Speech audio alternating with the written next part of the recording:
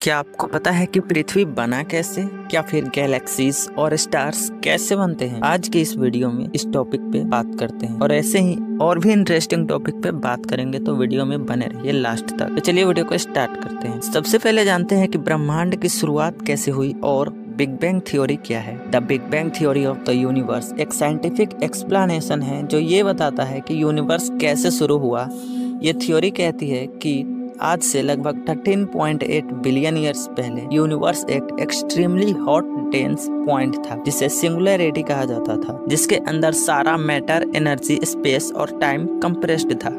और फिर एक मैसिव एक्सप्लोजन हुआ जिसे बिग बैंग कहते हैं। इस एक्सप्लोजन के बाद यूनिवर्स एक्सपेंड होने लगा और आज तक एक्सपेंड हो रहा है। ये एक्सप्लोजन एक बैंग नहीं था बल्कि स्पेस का रैपिड एक्सपेंशन था। और जैसे ही ये एक्सप्लोजन हुआ उसके लगभग 10⁻⁻⁻43 सेकेंड बाद, जिसको प्लैंक इपॉच बोलते हैं, ग्रेविटी अलग फोर्स के रूप में इमर्ज हो गई। फिर बिग बैंग के लगभग 10⁻⁻36 सेकेंड बाद इन्फ्लेशन हुआ, यानी कि यूनिवर्स एक्सपोनेंशियली फास्ट रेट पर एक्सपेंड हुआ। फिर उसके लगभग 3 मिनट बाद न्यूक्लियोसिंथेसिस हुआ, यानी कि हाइड्रोजन और हीलियम के न्यूक्लियाई फॉर्म हुए। फिर आता है बिग बैंग के 3,80,000 साल बाद। यूनिवर्स इतना कूल हुआ कि फोटॉन्स फ्रीली ट्रेवल करने लगे और लाइट और रेडिएशन रिलीज हुई। ये रेडिएशन आज भी यूनिवर्स में है और इसे कॉस्मिक माइक्रोवेव बैकग्राउंड यानी कि CMB कहते हैं। ये बिग बैंग का एक एविडेंस था। बिग बैंग के लगभग 1 बिलियन ईयर्स बाद स्टार्स और गैलेक्सीज फॉर्म होने लगे। कैसे फॉर्म हुए ये हम आगे बताएंगे। और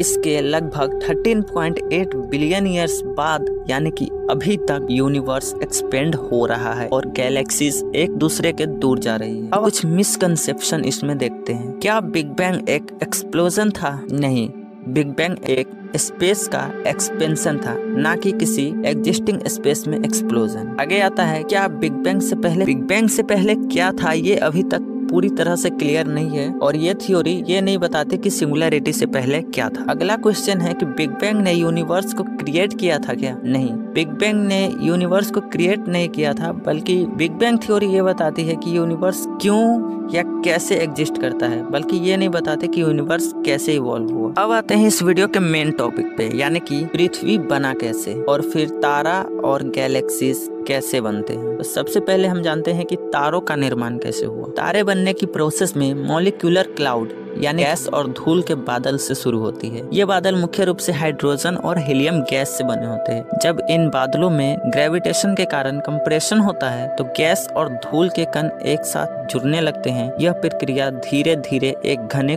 कोर का निर्माण करती है। जब यह कोर पर्याप्त घना हो जाता है तो उसका तापमान और उसका प्रेशर इतना बढ़ जाता है कि न्यूक्लियर फ्यूजन शुरू हो जाता है। इस प्रोसेस में हाइड्रोजन के एटम आपस में जुड़कर हीलियम बनाते हैं और ऊर्जा उत्पन्न करते हैं। ये ऊर्जा तारों को चमकती हुई रोशनी देती है। तारों का जीवन चक्र उसके मास पे डिपेंड करती है। जैसे कि छोटे तारे यानी कि हमारा सूर्य लंबे समय तक जीवित रहते हैं, जबकि बड़े तारे जल्दी मर जाते हैं और सुपरनोवा के रूप में फट जाते हैं। अब जानते हैं कि गैलेक्सीज का निर्माण कैसे हुआ। गैलेक्सी स्टार्स, गैस, धूल और डार्क मैटर का एक विशाल संग्रह है। गैलेक्सी का निर्माण बिग बैंग के बाद शुरू हुआ। बिग बैंग के बाद मौजूद गैस और धूल के बादल ग्रेविटेशन के कारण एक साथ जुड़ने लगे। ये बादल धीरे धीरे घने होते गए और गैलेक्सी का निर्माण हुआ। गैलेक्सीज के भी अलग अलग टाइप्स होते हैं, जैसे कि एक होता है स्पाइरल गैलेक्सी, जिसमें है हमारा मिल्की वे, यानी कि हमारा मिल्की वे भी एक स्पाइरल गैलेक्सी है। उसके बाद है इलिप्टिकल गैलेक्सी, ये अंडाकार शेप का होता है। और अब आता है इरेगुलर गैलेक्सी, जिसका कोई भी डेफिनिट शेप नहीं हो। गैलेक्सी में मौजूद गैस और धूल के बादल नए तारों का निर्माण करते हैं। यह प्रक्रिया गैलेक्सी के जीवन काल में लगातार चलती रहती है। अब कुछ फैक्ट जानते हैं यूनिवर्स के बारे में। पहला फैक्ट है कि यूनिवर्स कंप्लीटली साइलेंट होता है, क्योंकि यूनिवर्स में कोई भी हवा मौजूद नहीं होता है और साउंड को ट्रेवल करने के लिए हवा की जरूरत होती है, इसलिए यूनिवर्स कंप्लीटली साइलेंट होता है। हमारे यूनिवर्स के डायमीटर का observable size 93 billion light year है। तो ये वीडियो कैसे लगी आप कमेंट में जरूर बताएं और चैनल को सब्सक्राइब करें।